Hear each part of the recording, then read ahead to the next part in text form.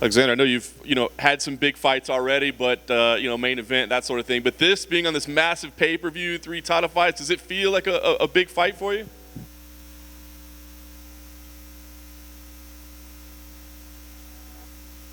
Former title challenger, the 3rd in a row. It's amazing, and fighting Thiago, it's a great opportunity to me to show the UFC that I'm coming for the title.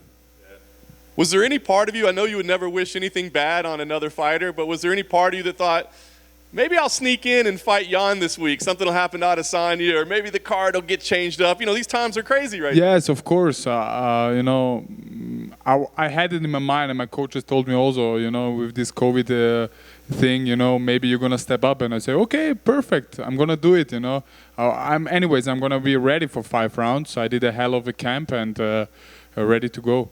Did you spend any part of your training kind of getting ready for Jan or no? Yeah, we did always. Sometimes we put an extra round. You never know. So, but then when I wrote on the interviews that Glover was going to be the backup, then I told myself, okay, the chance is going to be very low to get a fight. So you talk about Maheta, former title challenger. A lot of people think he beat Jon Jones, but he has had 2 losses in a row now. So what do you make of him? Do you feel like he's still that same guy that almost beat Jon Jones? Yes, Santos came out with in the fight against Jones with 2 broken knees, I would say, and he did surgery on both of those, and he did a long layoff, and I know how does it feel, because I had also 2 knee surgeries, and I know how long does it take to heal. Not only you can be the physical part can get it done really early, but the mental part gonna be long. And then the fight against Glover, you saw in that fight a little bit ring rust. It's still dangerous. He dropped Glover 2 or 3 times, I don't know, and then Glover finished him. And I'm expecting now a motivated Santos, because he lost the last 2 in a row, and he's gonna come forward with some capoeira things, flying knee jumps, But anyways, I'm ready for him. You used the word dangerous, and I was going to ask you, up at the top of the light heavyweight division, you guys are all monsters, but is he one of the most dangerous guys up there? Everybody's dangerous. He has his strong sides, and he has also his weaknesses, like all of those guys has. We're gonna find out on Saturday. And I wonder, do you feel like this is a moment? I know it's your career, but this feels like the light heavyweight division may be changing. You look at guys like you, Prohaska, Ankalaev. Do you feel like this is kind of a moment where you're getting this switch, basically this new generation? Absolutely, the new era is coming, and we are those guys that you named, and the other guys, they're like under 30 or 30. So I'm 29, and soon we are gonna take over, and one of those guys gonna fight for the title. Last thing for me, you said it, former title challenger 3 in a row. You win this fight. Do you feel like people need to be talking about you as for the title next? Absolutely. I need to make a great performance on Saturday, and like I do always, I need to let the UFC know that I'm coming for the title, and I want it so bad. Do you think there's an advantage in fighting on the same card as the title fight, because it puts you guys together in the eyes of the UFC? Absolutely. I think maybe the UFC put it in purpose. So anyways, I win against Santos, and I'm going to be like first row sitting and watching, pay attentionally, and yeah. It's a very good move from the UFC. Do you have a preference for which guy wins that title on Saturday?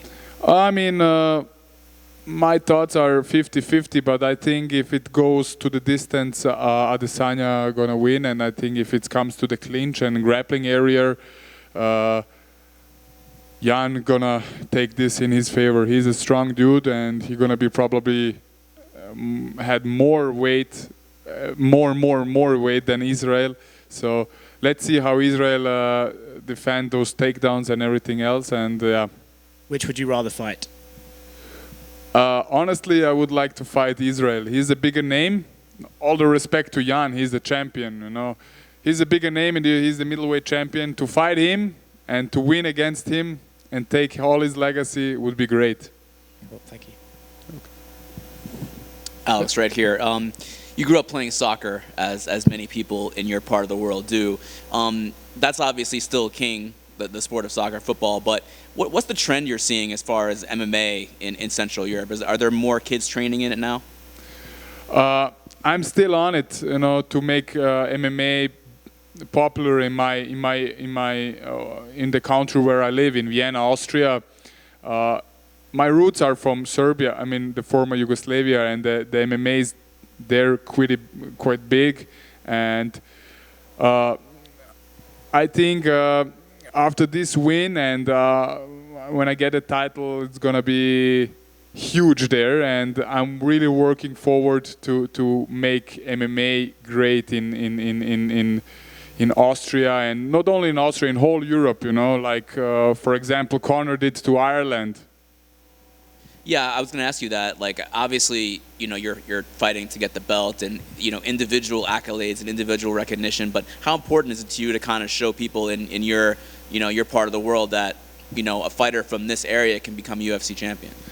It's very important because the people in Austria still think when they see MMA, and they still think it's a brutal sport, a bloody sport. I mean, they don't even know that it's a sport. They say it's fighting, but it's the hardest sport in the world. You need to do so many things. You need to train so many things, so many other sports to get into the octagon, and thus they didn't even realize now. Sorry, and I took this on my shoulders, and I want to make the sport big there.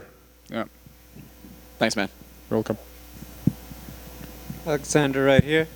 We're hearing that Adesanya, he's talking about, you know, I could win the 205 title Saturday and then go up to heavyweight, maybe fight Stipe or John Jones.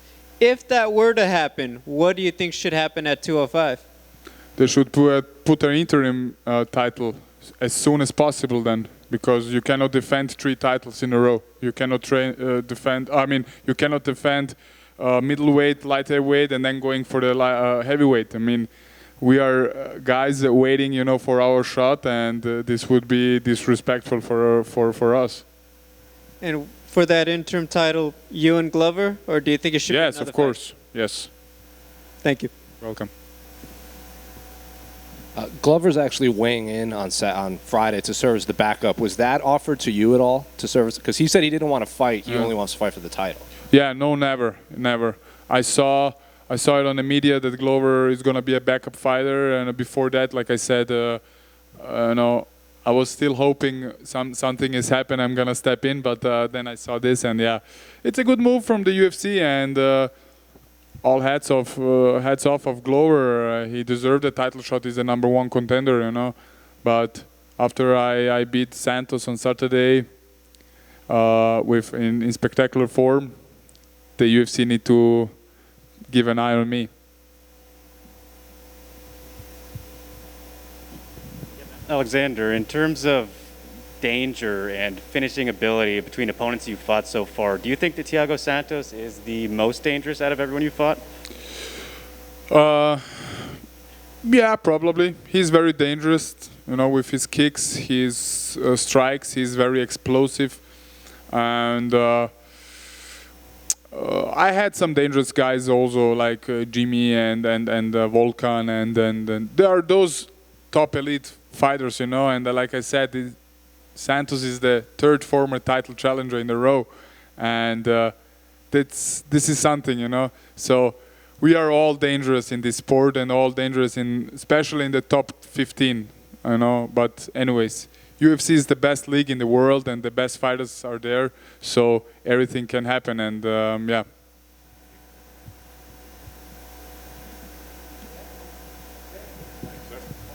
Thank you, bye.